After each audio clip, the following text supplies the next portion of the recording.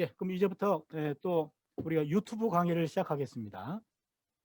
오늘은 예언의 양식에 대해서 공부하려고 합니다.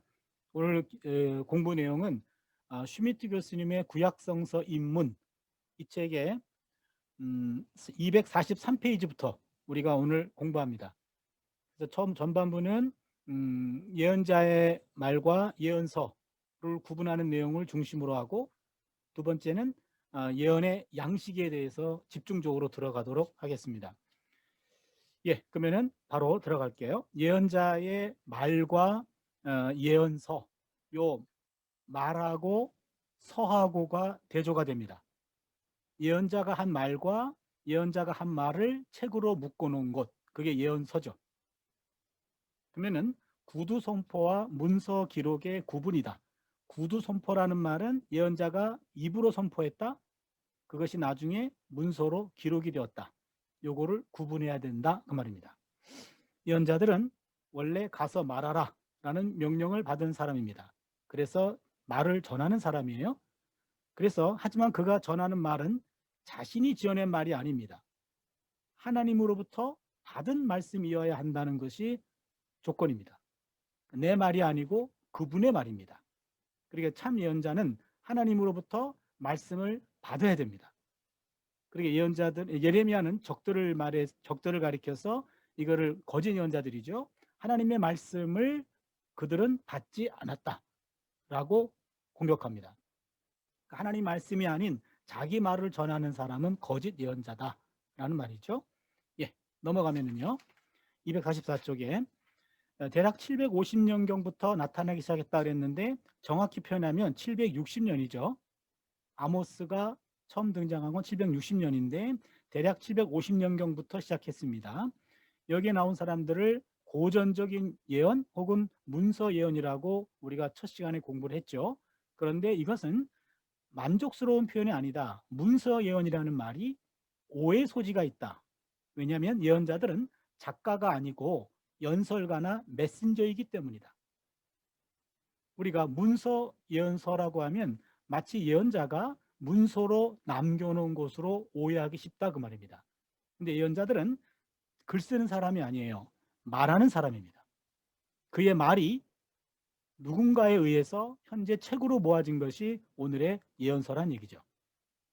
그러다 보니까 루터 같은 사람은요, 마틴 루터 같은 사람은요, 예언서에 대해서 혹평을 합니다. 예언자들은 희귀한 방식으로 말하고 있는데 규칙도 없고 두서없이 말하고 있기 때문에 도대체 뭔 말하는지 모르겠다. 그러기에 그 말을 수능할 수도 없다. 아마도 루터가 이 이야기를 할 때는 짜증이 많았던 모양이에요. 그러니까 예언서 읽어보면서 무슨 말인지 몰라가지고 아주 짜증 충만해가지고 해놓은 말인 것 같아요. 근데 문서로 남아있네요. 이만큼 예언서들은 한 자리에 앉아가지고 그냥 쫙 기록한 책이 아니기 때문에 여기저기서 선포한 내용들이 후대에 모아졌기 때문에 어찌 보면은 두서없이 규칙도 없이 그렇게 한 권의 책을 이뤘다라는 것은 사실이에요. 그래서 궁켈 같은 사람이 예언의 양식을 이제 공부하게 됩니다. 예언서는 여러 개의 작은 단위들로 구성되어 있다. 이 단위들은 양식과 내용에서 독립적이며 그 자체로서 의미를 갖고 있을 뿐만 아니라 자체만으로도 이해될 수 있는 구두 연설의 양식을 보여주고 있다. 무슨 말이냐면요, 예언서를 읽다 보면 이 작은 단위들이 모아진 거예요. 그러니까 예언자가 한 서너 절 정도를 선포한 내용, 또 다른 곳에 가서 서너 절 선포한 내용, 이것들이 나중에 모아진 것이 예언서예요. 그러다 보니까 구두로 원래 선포되었던 원래의 서너 절, 그런 것들을 찾아내는 게 바로 작은 단위들을 찾아내는 구두 연설의 양식입니다. 넘어가면은요, 예를 들면 아모스 환상 시리즈, 아모스 7장 1절부터 9절, 8장 1, 3절, 이게 아모스가 본 환상입니다. 요 환상이 지금 여기에 4개나 모여 있어요.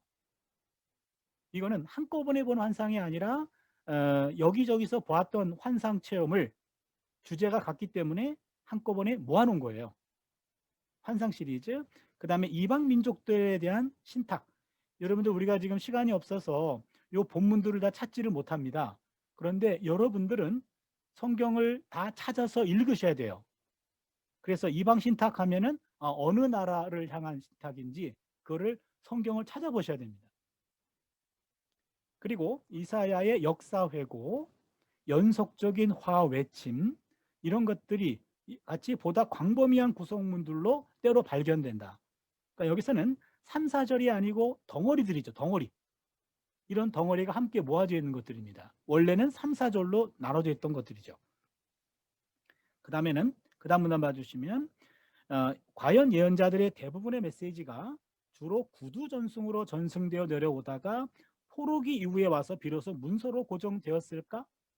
요렇게 주장하는 사람들이 있는데 바로 웁살라 학파입니다.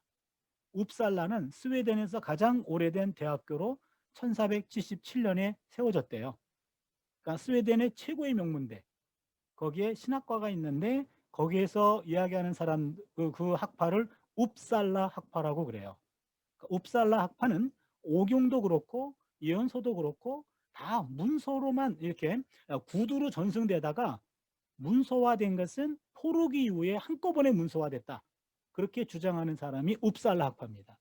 과연 그럴까?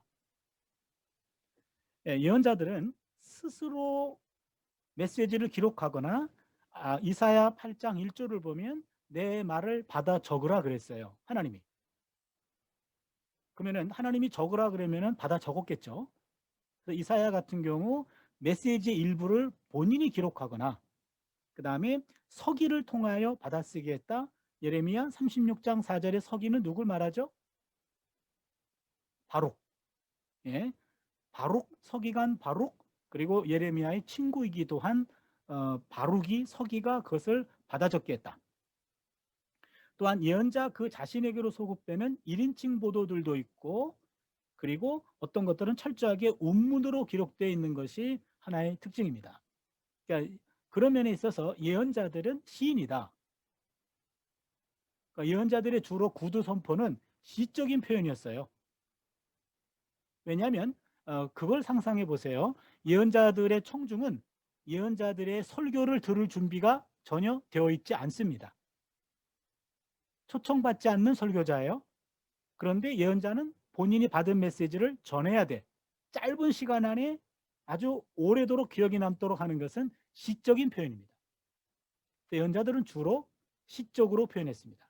시문이 주로 선포 내용이었다. 그런 얘기고, 예언자의 친구들이나 제자들을 통해 수집되고 전승되었다. 8장 16절 같은 경우는 이사야 8장 16절은 내 제자 앞에서 봉함하라 그랬죠. 예언서에서 제자가 처음으로 언급되는 본문이에요. 8장 16절.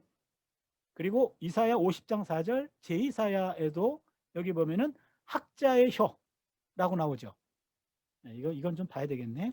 여러분 이사야 50장 4절 한번 보실까요? 이사야 50장 4절 누가 한번 읽어주시겠어요?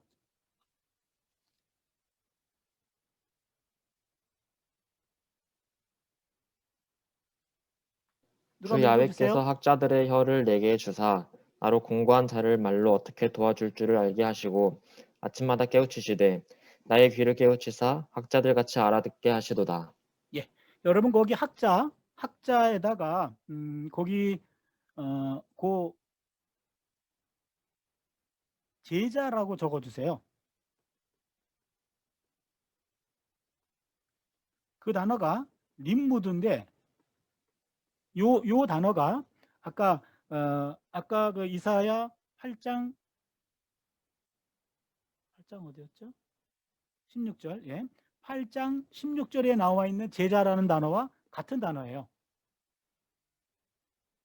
그러니까 여기 제자라는 것은 공부하는 사람이에요. 배우는 사람입니다. 그러기에 다시 본문으로 오면 여기 50장 4절에서도 제자가 나온다 그 말이에요. 제자. 여기도 제자가 나오고, 그래서 예언자들의 제자들이 아니라면 누가 과연 시간적으로 아주 근접하게 활동했던 예언자들에 관한 보도들을 3인칭으로 기술했겠는가? 그래서 예언자가 부분적으로 기록하고 예언자의 제자들이 아마도 더 많은 것들을 예언자의 기록을 남겨놨을 것이다 라고 추정하는 겁니다. 그래서 지금 제자가 있었고 친구가 있었어요. 이사야의 제자, 예레미야의 친구. 그러면은 어떤 246쪽입니다. 어떤 목적으로 문서를 기록으로 남겼을까? 선포된 심판은 곧바로 일어나지 않았습니다. 여러분 이사야 5장 19절 잠깐 볼까요? 이사야 5장 19절 한번 읽어주세요. 그들이 이르기를 그는 자기의 일을 속속히 이루어 우리에게 보게 할 것이며 이스라엘의 거룩한 이는 자기의 계획을 속히 이루어 우리가 알게 할 것이라 하는도다.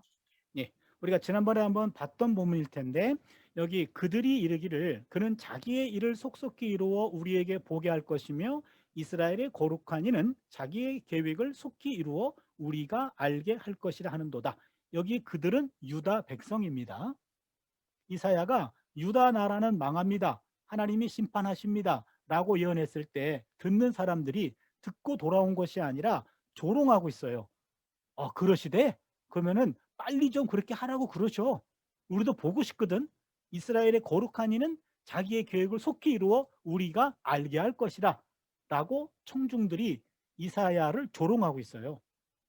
그러니까 말로 선포한 내용이 씨가 먹히지 않는 거죠. 그러자 청중들로부터 조롱거리가 되었고 거부당하게 되었습니다. 이로 인해 예언자는 미래가 자신의 선포가 증명됨으로써 자신의 정당성이 입증될 것이라는 희망을 품고 메시지를 봉인합니다. 그 이사야 8장 16절 한번 봐주세요. 8장 16절 읽어주세요. 너는 증거의 말씀을 싸매며 율법을 내 제자들 가운데에서 봉함하라.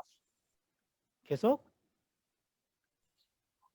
이제 야곱의 집에 대하여 얼굴을 가리시는 야훼를 나는 기다리며 그를 바라보리라. 예. 보라 지금요 말씀을 내 제자들 가운데서 봉함하라. 왜냐하면 말해도 듣지 않기 때문에 그 말을 문서로 남겨서 봉함합니다. 언제 오픈합니까? 하나님이 그것을 응답할 때.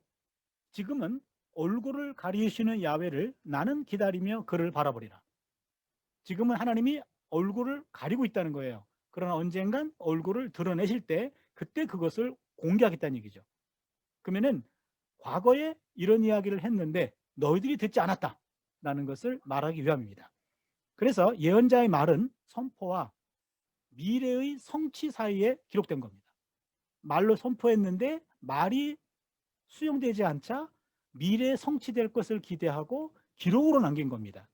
그런 면에 있어서 문서 기록은 또 하나의 선포 사역이죠. 미래적인 중요성을 보여줍니다.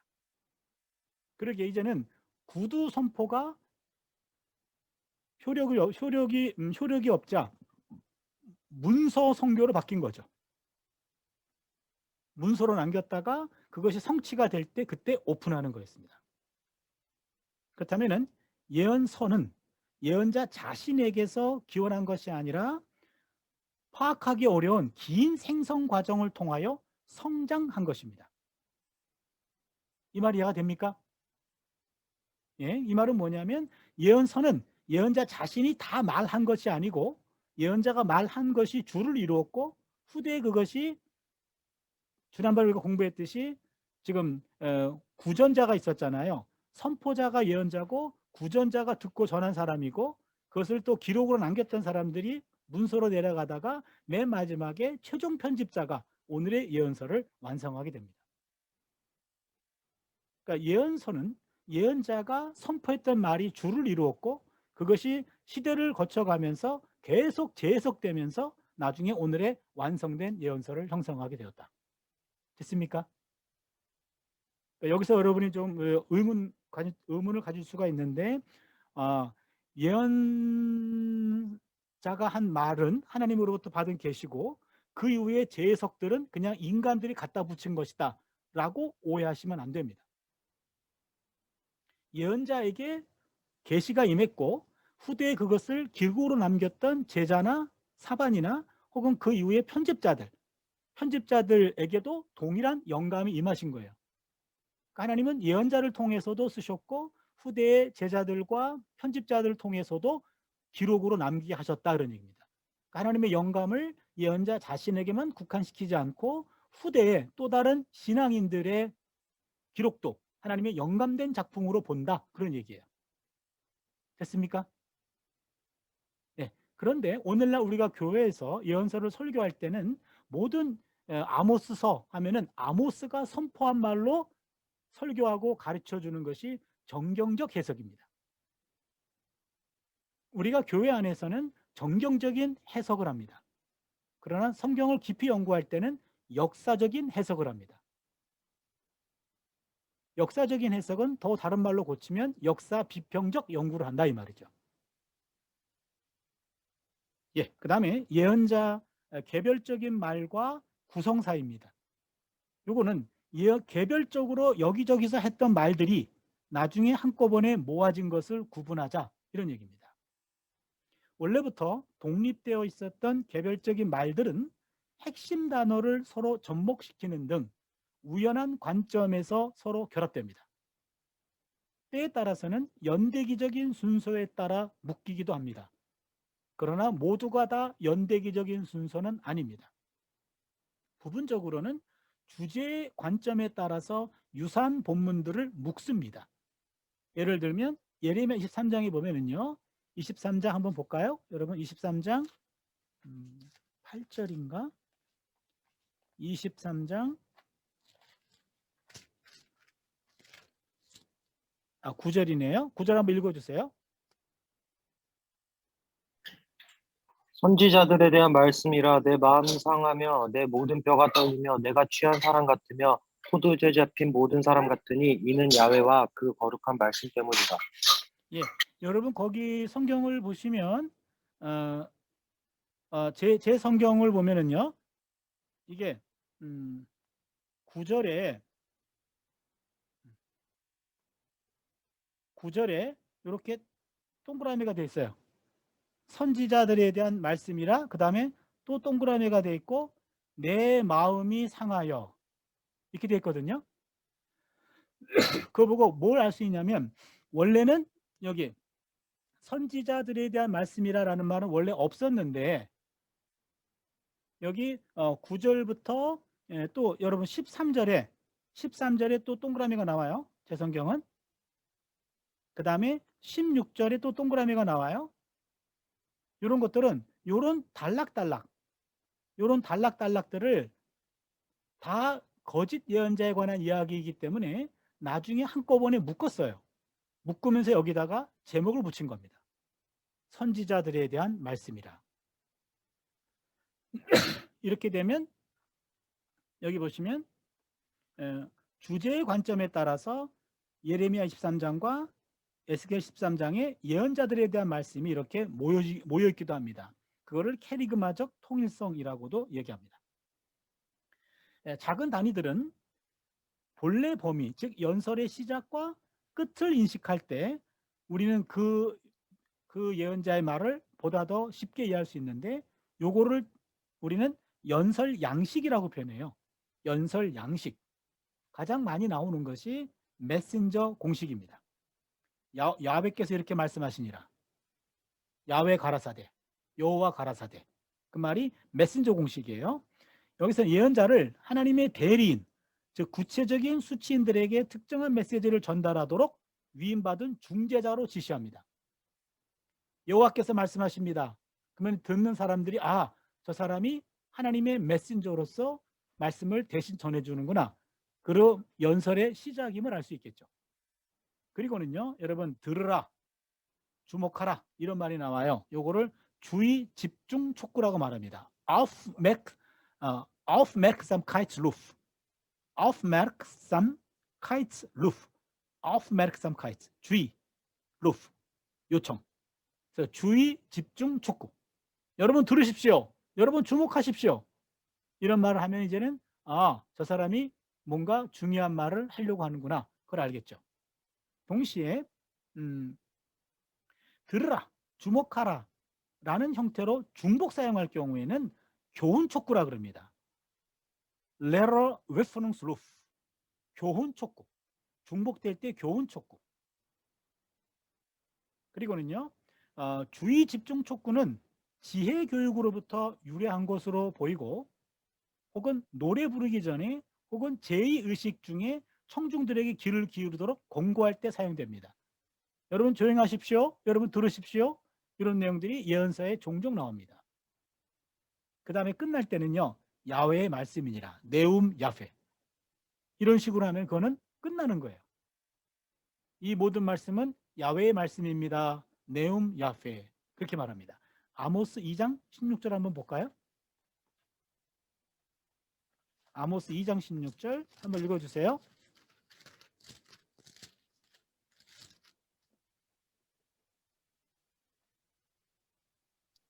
누가 읽어주세요. 용사 가운데 그 마음이 굳센 자도 그 날에는 벌거벗고 도망하리라. 야훼의 말씀이니라. 예, 여호와의 말씀이니라. 야훼의 말씀이니라. 그게 히브리 말로 네움 야페예요. 네움 야페. 그게 다 끝나면은 아 이게 종결구구나 그렇게 할 수 있겠죠. 그 다음에 예언서를 보면은요. 예언자의 말은 예외 없이 시적으로 운율적으로 형성되어 있으며 또한 평행법의 구조를 가지고 있다. 요거 하나 기억해 주세요. 파라렐리스무스 멤브로룸. 한번 따라할까요? 파라렐리스무스 멤브로룸. 예, 어느 나라 말이죠? 라틴어예요. 파라렐리스무스 멤브로룸. 이거는 평행법입니다. 평행법은 동일한 말을 달리 표현하면서 반복하는 것이 평행법이에요. 그래서 3문체 문장들이 주로 운문체로 된 말 속에 삽입될 경우 3문체 문장은 후대 첨가로 추측될 수 있다. 예를 들면 아모스 3장 3절에서 6절, 그 다음에 8절 가운데 있는 3장 7절. 제가 어제 그 강의를 준비하면서 히브리어를 좀 찍어왔는데 보세요. 여러분 요게 히브리어 성경이에요. 무슨 말인지 잘 모를 텐데 요게 아모스란 말이에요. 아모스 2장 11절로 3장 8절. 그런데 여기가 지금 우리가 볼 게 3장입니다. 3장인데 여러분 3장 3절부터 8절까지 이렇게 되어 있는데 여기 주목할 것은요. 지금 3절, 4절, 5절, 6절, 8절은 여기가 공백이 있네. 그렇죠? 근데 7절은 끝까지 갔네. 꽉 채웠네. 요게 산문. 나머지는 시문이에요. 이거는 눈만 있으면 되죠. 히브리 성경을 보면은 시문인지 산문인지 눈만 있으면 돼요. 뒤에까지 뒤를 남겨놓으면 시문, 꽉꽉 채워놓으면 산문이에요. 그럼 우리가 알 수 있는 것은 아모스 3장 3절로 8절에서 7절은 후대의 삽입이겠네. 그렇게 추정하는 겁니다. 그렇죠? 아모스가 선포하다가 7절에 가가지고 갑자기 산문으로 이야기해. 장황하게 이야기해요. 그리고는 시문으로 끝났어. 그러면 둘 중에 하나죠. 정신이 나갔거나, 그렇죠? 아니면은 후대에 7절을 삽입시켰거나. 보통은 이런 7절 같은 경우 후대에 아모스의 제자나 후대의 편집자가 여기에 재해석한 걸로 해석하는 겁니다. 7절 같은 경우에 없어도 6절에서 8절로 자연스럽게 넘어가요. 없어도 되는데 들어갔습니다. 그렇게 되면 후대의 이 아모스의 말씀이 새롭게 해석이 된 거죠. 아이고, 아니고. 그 다음에 원래 예언자의 말과 그 다음에 후대 편집의 구분.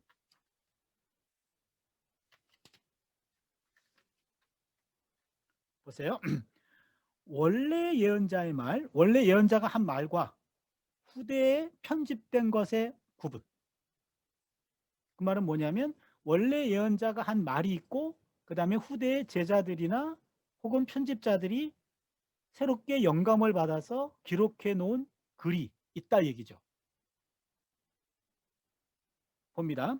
예언자들의 선포는 자료의 보관을 위해서가 아니라 선포의 미래적 의미 때문에 서술되었고 지속적으로 전달되었다. 그러니까 예언자 선포는 도서관용이 아니에요. 예언자 선포는 미래에 반드시 의미가 있기 때문에 서술이 되었고 계속해서 의미 있게 그것이 전달되었던 겁니다.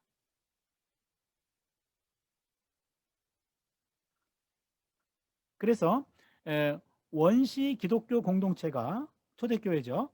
복음서 내의 예수의 메시지를 순수하게 역사적 차원으로만 보존하고 있지 않은 것처럼 예언자의 선포 역시 후대의 경험에 의해서 첨가 또는 개정된 것으로 보았다. 지금요, 앞에 있는 내용을 지금 개정했다 그랬는데 이거는 바꿨다라는 그런 의미보다는 새롭게 재해석했다라는 말이 더 정확합니다. 그러면은요, 부적당한 표현이기는 하지만 이미 각인되어 버린 진정한 혹은 진정하지 못한 운엑시트라고 하는 용어는 내용의 가치를 판단하는 것이 아니라 다만 역사성을 판단하는 것뿐이다. 이 말이 우리가 이 책에서 이해하기 쉽지 않은 첫 번째 장애물인데요. 이 말이 무슨 뜻일까요?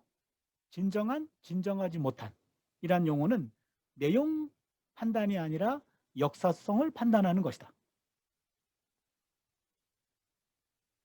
예를 들면요, 우리가 아까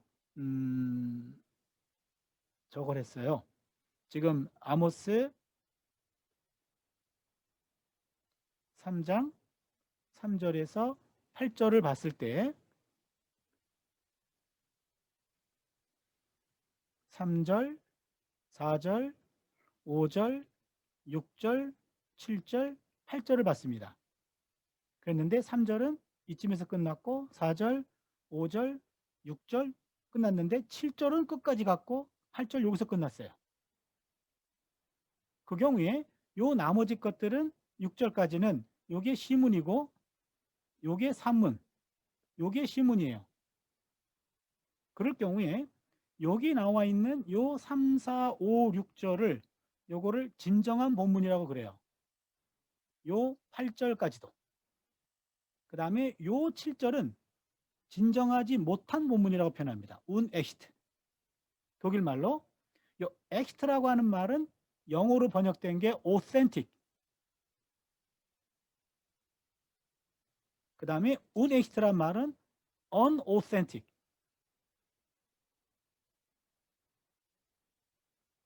우리말로 고치면 exit란 말은 진짜, unexit는 가짜. 이런 의미가 돼요. 그래서 여러분들이 그 주석서를 보게 되면, 전문학서를 보게 되면 아모스 3장 3절에서 6절 그 다음에 8절은 엑시트, 진정한 본문. 그 다음에 아모스 3장 7절은 운엑시트, 이건 가짜, 이렇게 표현한단 말이에요. 그럴 경우에 요 진짜 가짜라고 하는 말은 그 내용이 진짜다 가짜다 그 말이 아니고 그 내용의 역사성을 판단하는 것이다. 그 말은 무슨 말이냐면 진짜라고 하면 아모스, 역사적인 아모스가 760년에 직접 한 말이고 운엑시트는 후대 해석이다 그 말입니다. 이해가 됩니까? 그러니까 역사성을 판단한다 그 말은 8세기 본문이냐 아니면 8세기 이후 본문이냐 그거를 판단한다는 거예요. 이해하실 수 있나요? 그래서 엑시트 본문도 진리를 담고 있고 운엑시트 본문도 진리를 담고 있는 거예요. 그 내용의 가치를 판단하는 게 아닙니다. 그 내용이 어떤 상황에서 언제 왔는지 그거를 구분해내는 거다 이 말입니다. 됐습니까? 이제 우리가 성경에 대해서 우리는 파이널 텍스트가 어떤 의미를 갖고 있는지를 알기 위해서는 그 파이널 텍스트의 이면의 형성 과정을 지금 추적하는 거예요. 형성 과정을 알아야 마지막 본문의 의미를 보다 더 입체적으로 이해할 수 있기 때문에 그래요. 여러분 지금 따라오실 수 있나요? 예, 지금 여러분은 성경을 전문적인 시각에서 공부하는 방법을 배우고 있습니다. 이거는 뭐 독일이나 영국이나 미국이나 무슨 뭐 네덜란드나 이태리나 프랑스나 전 세계에 있는 성서학자들이 하는 방법론들이에요. 이미 수백 년 동안 사용했던 방법론들 중에 검증된 것들이 교과서로 들어온 겁니다. 여러분들이 예언서를 통해서 예언서의 형성 과정을 공부하면서 예언서를 어떻게 이해할 것인가를 지금 배우고 있는 겁니다. 여기까지 이해가 됐습니까? 예, 고맙습니다. 그 다음에 그래서 예언자들로부터 기인하지 않는 이른바 진정하지 못한 편집상의 자료도 내용적으로는 진정한 고려할 만한 가치가 있는 참된 진술을 포함할 수 있다. 이 말 이해하실 수 있죠? 제가 했던 내용입니다. 예, 그 다음에요. 지금 그 다음 페이지에 한편으로 이러한 첨가들은 이제 우리가 첨가라는 말을 이제 가끔 쓸 거예요. 편집된 본문, 후대 첨가라고 할 때 여러분은 후대 첨가 그러면은 아 이거는 가짜, 이건 원래 본문, 이건 진짜 이렇게 이해하시면은 극악 무식한 사람입니다. 내용 판단이 아니라 그랬어요. 그거는 만약에 아모스의 진짜다고 하면은 역사적인 아모스 8세기 때 나온 본문이고 이것이 후대 가짜다고 하면은 북왕국이 멸망하고 난 다음에 그 이후에 나온 본문이다. 그런 얘기예요. 그 8세기 본문이냐? 그 다음에는 지금 그 7세기나 6세기까지 내려가냐? 그 내용을 얘기하는 겁니다. 그래서 한편으로 이러한 첨가들은 심판 속에서 구원을 대망합니다. 결국 하나님은 자신의 백성을 구원하기를 원하지 않으셨는가? 그러므로 예언자의 심판 선포는 구원 약속으로 보충되었습니다. 예를 들면 아모스 9장 11절 한번 볼까요? 아모스 9장 11절 한번 읽어주세요. 그날에 내가 다윗의 무너진 장막을 일으키고 그것들의 틈을 막으며 그 허물어진 것을 일으켜서 옛적과 같이 세우고. 예, 9장 11절 이하. 여러분 아모스에서는요, 아모스는 9장 11절부터 15절 이것만 구원의 말씀이에요. 나머지는 다 심판입니다. 그렇기 때문에 학자들 간에 그런 논쟁이 생겨요. 9장 11절부터 15절을 이걸 엑시트라고 봐야 되냐? 운엑시트라고 봐야 되냐? 엑시트로 본다면 이것도 아모스가 한 말이다. 그렇게 보는 거고 운엑시트라고 말한다면 이거는 아모스의 제자들이 붙인 거다. 이 말이에요. 됐나요? 그래서 학자들 간에는 9장 11절 이하는 아마 운엑시트일 것이다 라고 보는 게 다수의 견해입니다. 이거는 아모스 제자들이 나중에 북왕국이 멸망하고 난 다음에 문서화할 때 만약에 아모스가 지금도 살아계셨다면 바로 이런 말씀을 전했을 거야 라고 하면서 운엑시트 본문을 더 첨가한 것이다. 이렇게 많이 본다는 얘기입니다. 그러나 또한 소수의 학자들은 아니야, 아모스 모든 예언자들이 심판에서 끝난 예언자가 없어. 아모스를 제외하고는 모든 예언자들이 심판과 구원을 얘기해요. 꼭. 그러면 아모스라고 예외일 필요가 없어. 그 아모스 9장 11절 이하도 아모스가 한 말일 거야. 이렇게 본 학자도 있습니다. 그거는 이제 논쟁이 되는 거예요. 여러분은 지금 파이널 텍스트로 보면은 다 구원으로 끝나요.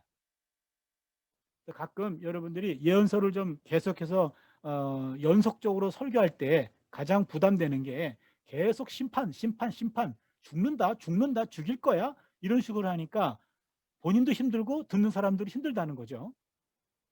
근데 예언서는요, 원래 의도가 심판을 통한 구원이에요. 그러니까 심판에서 끝나서 그래. 심판 이후에 구원이라고 하는 그것이 있기 때문에 구원까지 가야 온전한 예언서를 설교하는 겁니다. 그래서 지금 예언자들은 처음에는 심판을 선포하고 나중에 구원을 얘기합니다. 심판과 구원입니다. 넘어가고요. 그 다음에 요거 하나만 더 얘기하고 마칠게요. 지금 특별히 신명기 역사학파는 예언자들의 말들의 수집과 형성에 있어서 중요한 역할을 했던 것으로 보인다. 신명기 역사학파는요, 이게 550년경에 여호수아서부터 사사기, 그 다음에 사무엘, 그 다음에 열왕기, 요 네 권을 다 최종 편집한 사람이 신명기 역사가예요. 포로기 때. 그럼 신명기 역사가가 신명기 역사서만 집필한 것이 아니라 예언서들도 모을 때 거기에 신명기 사가가 편집 과정에 참여했을 것이다 라는 겁니다. 그러면 여러분 복잡해졌어요. 예언서, 예를 들어 아모스 하면은 아모스가 선포한 말이 있고 아모스의 제자들이 첨가한 말이 있고 나중에 신명기 역사가들이 편집한 말이 있어요. 되겠죠? 그렇죠?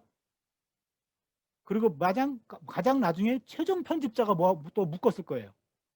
적어도 아모스가 한 말, 제자들의 첨가, 신명기 역사학파의 편집, 그 다음에는 최종 편집자의 모음. 이런 식으로 우리가 아모스 형성 과정을 상상하는 거예요. 이건 가설입니다. 그런데 예언서에 보면은 바로 신명기 역사가 여호수아, 사사기, 사무엘상하, 열왕기상하에만 나오는 독특한 문체와 어구들이 있어요. 그게 예언서에 들어가 있다고. 그러면 우리가 어떻게 논리적으로 생각한 것이 합리적이냐면 신명기 역사가들이 예언서를 모으는 과정에 거기에다가 편집했을 것이다 라고 생각하는 거죠. 됐나요? 거기에 예언서 안에는 또한 지혜문학 본문도 나와요.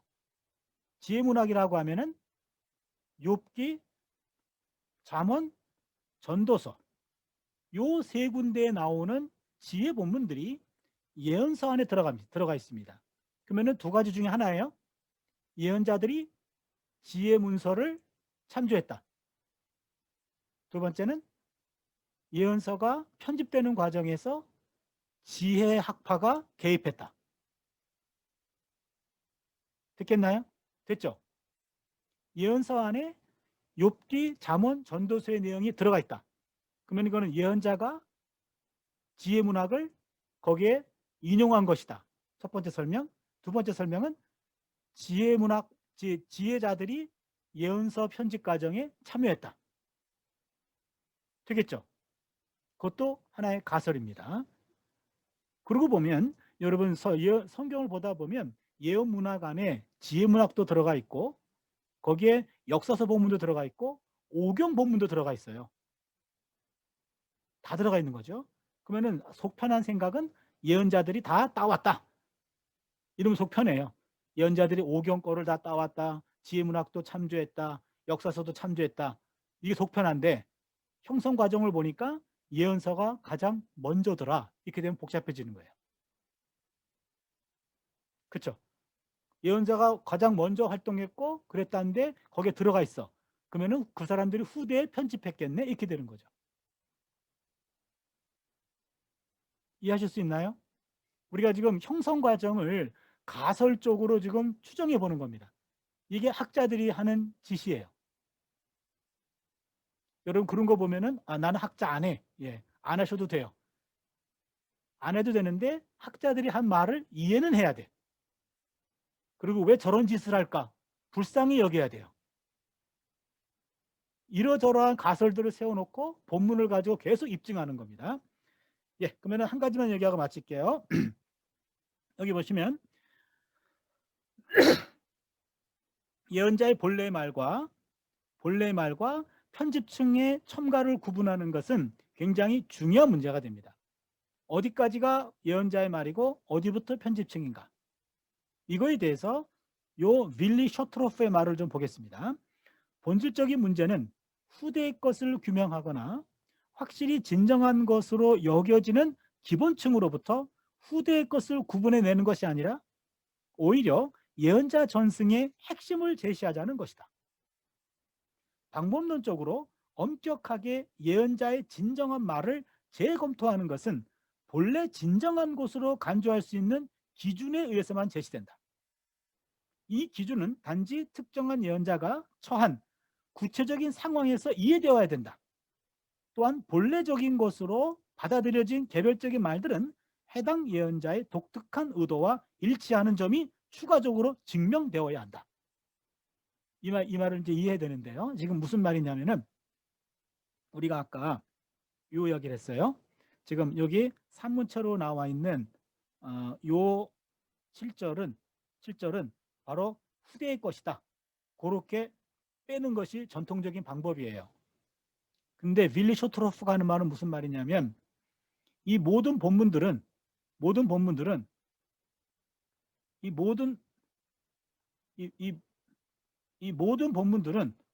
포로기 이후에 나온 것이다. 다. 최종 편집자에 의해서. 그렇다면 이 중에 어떤 것들이 8세기 때 나온 것인지 그걸 입증하라 그 말이에요. 다시 말씀드릴게요.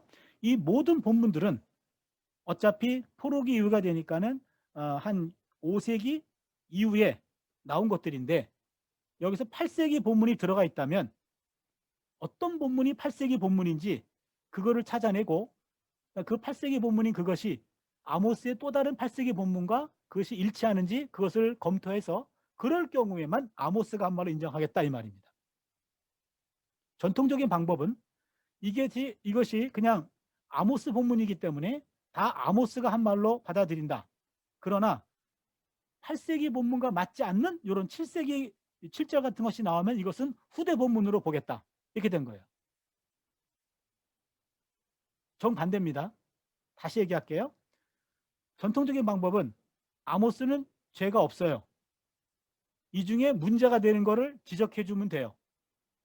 윌리 쇼트로프 말은 원래 모든 본문들은 다 죄인이야.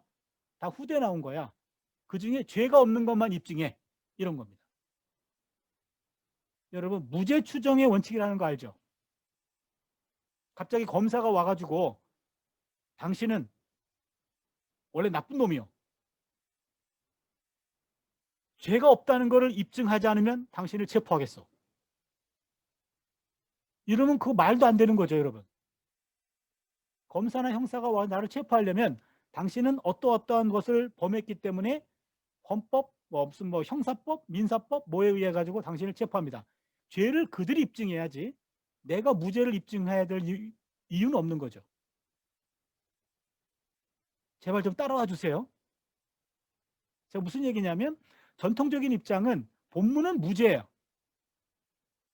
다 아모스의 말로 보는 것이 정상이에요. 그 중에 7절은 아닌 것 같아.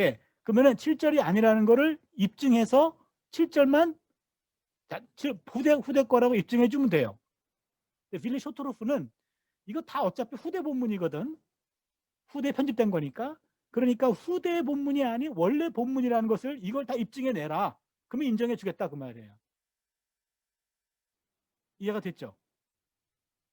그렇게 하는 학자도 소수 있어요. 근데 우리는 전통적인 입장을 따라서 하겠다. 그런 내용입니다. 여기 보시면요. 후대 상황에서도 이해될 수 있는 본문들이라면 모두 후대의 편집으로 제거해야 한다는 것은 내용적으로 설득이 없다. 왜냐하면 아모스의 현재 본문은 포로기 이후 상황에서 다 이해가 돼요. 그럼 그건 다 후대 편집이라고 본다는 거예요. 윌리 쇼트로프는. 그러나 그렇게 볼 수 없다는 내용입니다. 지금 이해 안 되시는 분이 몇 사람이 있어가지고 제가 지금 마음이 상당히 좀 급한데요. 다시 한번 읽어드릴게요. 본질적인 문제는 후대의 것을 규명하거나 확실히 진정한 것으로 여겨지는 기본층으로부터 후대의 것을 구분해내는 것. 이게 전통적인 방법이에요. 이게 우리 편이라고. 근데 빌리 쇼트로프는 이거를 거부하는 거예요, 지금. 전통적인 걸 거부하고 오히려 예언자 전승의 핵심을 네가 제시하라. 그래서 단지 이 기준은 특정한 예언자가 처한 구체적인 상황에서 이해되어야 된다. 지금 아모스서는 8세기 상황에서 이해되는 것만 원래 본문으로 인정하겠다 이 말이에요. 본래의 것으로 받아들여진 개별적인 말들은 해당 예언자의 독특한 의도와 일치하는 점이 추가적으로 증명돼야지만 8세기 본문으로 이해하겠다. 아주